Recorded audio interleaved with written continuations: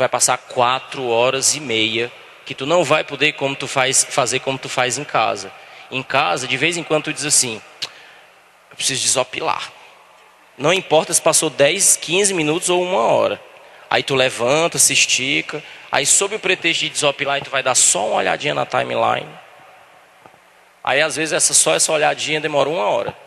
Não, mas é melhor eu estar desopilado, porque agora eu vou estudar bem muito. Aí tu senta para estudar de novo. Aí daqui a pouco tu vai desopilar outra vez. E aí fica parecido com aqueles jogos que tem muita pancadaria, falta e tal. Os caras marcam assim, 45 minutos de jogo, 20 de bola rolando. Porque os outros 25 foi de bola para fora, falta, não sei o quê. Tu entende que no dia da prova, isso é extremamente diferente. Você não vai poder desopilar até a prova acabar. Você não vai poder botar um fone de ouvido, escutando uma musiquinha de fundo. Você não vai poder parar para dar uma olhada na timeline. E esse grau de concentração ele vai ser extremamente importante. Aí vou te dizer outra coisa que eu acho fundamental na prova, que eu me preocuparia com isso. O que decide, no final das contas, é a última hora de prova. Sabia? A última hora de prova que é quando todo mundo está cansado.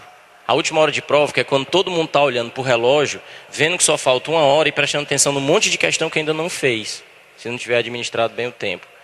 Quem se aperreia na última hora de prova, erra mais do que acerta. Se errar mais do que acertar, não vai ter o resultado que espera. Então, durante a prova é um processo, tá? Coisas vão acontecer. E você precisa se concentrar, você precisa se manter focado, você precisa guardar energia para dar aquele split final. Lembra como é que os caras correm maratona? A gente vê na televisão, vem um cara lá na frente sozinho, que você diz assim, são 42 quilômetros de maratona. O cara passa 35 quilômetros na frente, só tem ele. Aí você diz, pronto, esse aqui vai ganhar. Canso de ver meu pai dizendo isso. Isso aí não tem quem pegue ele, os outros já podem parar de correr. Aí quando completa 35, 36 quilômetros, aí de repente vem uma reca de nego correndo de lá para cá, e o cara começa a olhar para trás e não tem mais o que fazer, porque ele já está cansado. E aí o cara dá o split final, e no split final é que ele vence.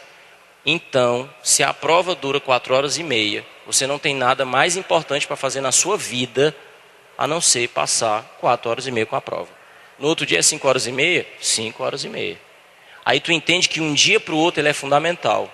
Porque você vai para o segundo dia com o cansaço acumulado do primeiro. Então você precisa ter programado seu repouso. E outra coisa que eu acho fundamental. Você vai com o histórico da prova do primeiro dia na cabeça.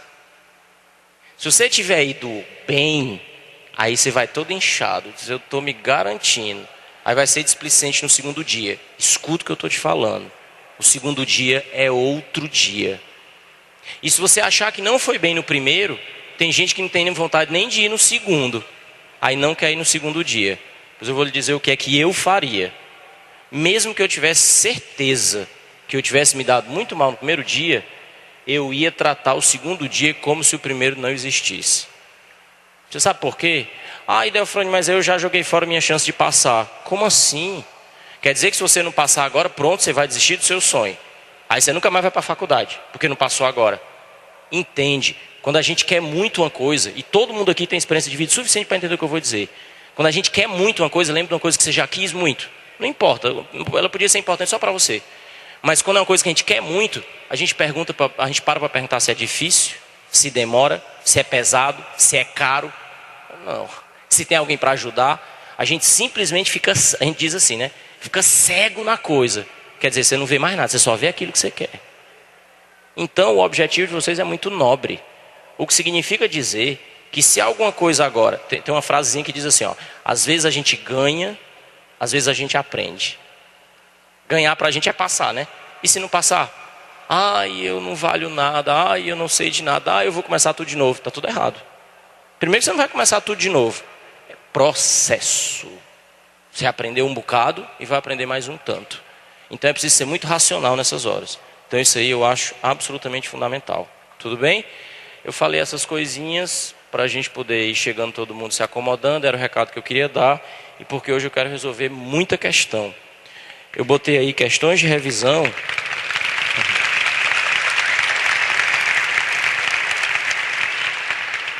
Eu botei aí questões de revisão que o Fábio me pediu. E aí, primeira coisa que eu queria te falar. Se você olhar aí no seu material, começa na página 69, não é isso? Já acharam aí? 69 física. Eu coloquei, deixa eu ver se saiu tudo aqui. Eu coloquei 20 questões. Se você olhar onde tem escrito assim, ó, questão 1, aí ao lado tem C3H8. Quer dizer, competência 3, habilidade 8. Nós vamos falar sobre tudo isso hoje. Todas essas questões que você tem em mãos, fui eu que elaborei. Todas elas foram elaboradas baseadas no guia de elaboração de itens do Enem. Se a prova no Enem for feita desse jeito, então tá bom deles me botarem para fazer a prova. Porque aqui é como ela deveria ser. Entende que a gente não está tentando adivinhar o que vai cair na prova. Isso não existe para o Enem. A gente está tentando aprender estratégias. Toda questão tem o quê? 3 etapas. Um texto base, que tem todas as informações que você precisa. O enunciado, que é o que o elaborador quer de você. E depois as alternativas. Uma correta, 4 distratores. Os distratores que vão lhe distrair da resposta correta. Mas entenda, não é pegadinha. Todos os itens precisam ser fisicamente plausíveis. O que significa dizer que a gente precisa ter o máximo de atenção na leitura de tudo isso. Tudo bem? Então eu queria passar sobre vários assuntos hoje e resolver o maior número de questões possível. Tá bom? Então na página 69, vamos começar com a questão número 1. O texto está aí, eu queria que vocês me acompanhassem e eu botei só algumas figuras e coisas em destaque aqui, tá certo? Está escrito assim, ó. Os livros de ciências geralmente se referem à lei da conservação da energia, como a quantidade de energia é sempre a mesma, não se cria, não se perde. À primeira vista, essa lei científica não se ajusta à nossa experiência de mundo. Enchemos o tanque de gasolina na segunda-feira e depois de andar 550 quilômetros, voltamos na sexta-feira para reabastecer. Anda é muito, né, o carro desse cara? Com um tanque. O fornecedor de energia local nos cobra o óleo ou o gás natural que usamos para aquecer a casa. Se nos recusarmos a pagar a conta e mandarmos uma carta para a empresa argumentando que uma lei científica nos diz que não consumimos toda a energia, qual você acha que será a resposta? Esse é o texto base. Ele lança uma provocação, uma situação problema, como o Enem gosta. Essa semana eu vi um professor de redação dizendo assim, teve um encontro de ex-alunos e tal, aí eu vi o cara encontrou com a aluna e falou assim, eu lembro demais de você, adorava escrever narração. E ela disse, professor, sempre gostei. Que pena que não tem no Enem. Ele disse, pois é, o Enem não tem narração. Porque o Enem sempre pede o quê? Até na redação. Resolva situações problema, resolva situações problema. Para que é que serve o que você estudou? Para que é que serve o que você aprendeu? Então, a ideia dos textos base é essa. Embaixo vem dizendo de onde é que o texto foi tirado. Vocês olham, eu não preciso dizer. Aí tem uma figura, que é uma cartinha. Essa imagem que eu botei aqui, ó. Empresa de Gás e Eletricidade Limitada. Qualquer cidade, Estados Unidos. Isso aí eu tirei do mesmo livro do texto. Evidentemente é uma carta de fantasia, tá certo? A companhia escreveu assim, ó. Para o nosso prezado consumidor. Obrigado por nos lembrar da Lei da Conservação de Energia. No mês passado, nós lhe fornecemos 200 mil unidades de energia, que estavam contidas no carvão, no óleo e no gás natural. Essa energia provavelmente já deixou o planeta na forma de calor. Se Vossa Senhoria puder recuperá-la e embalá-la de forma conveniente, estamos dispostos a comprá-la de volta. Caso contrário, não há nada a fazer. Sinceramente, Energia, Serviço de Atendimento ao Consumidor. Presta atenção. O consumidor disse assim, se a energia não se cria, mas também não se perde, só se transforma, então, no nosso caso aqui seria a Coelce. Então eu não vou pagar a Coelce, porque a energia se conserva, então se ela se conserva, ela não se gasta. Se eu não gastei, eu não vou pagar. É uma falácia, né? É um miguezão. Aí a empresa faz de conta que isso aí seria a Coelce, devolver essa carta para o cara, dizendo que se ele conseguir pegar a energia de volta e devolver, eles pagam de volta. Mas eu queria que você pensasse só o seguinte, e a gente falou sobre isso aqui um dia desse, que eu lembro eu vim aqui dar aula de eletricidade. Você pega uma lâmpada, tá certo? Aí eu vou falar das lâmpadas incandescentes, aquelas que esquentam pra caramba. Ela liga na tomada, recebe energia elétrica da Coelce e transforma essa energia elétrica em 2 outros tipos de energia. em luz, que é o que eu quero, que afinal de contas é uma lâmpada, mas também transforma em calor. Se você colocar a mão perto da lâmpada, você sente que o ar está quente. E esse calor aquece o ar.